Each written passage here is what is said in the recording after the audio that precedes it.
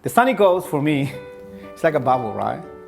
Sunny Coast like the Sunny Coast bubble where you can believe whatever you want and it's okay. It's the Sunny Coast, right? So get out of the bubble.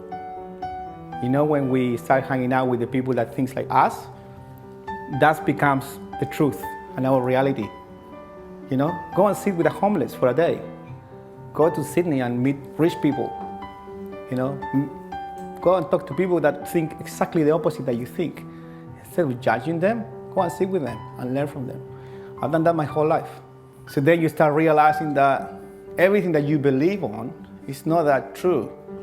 So that's going to help you expand. And to do that, we need to remove something very important. Judgment, right? So remove the labels and just go and connect with everyone.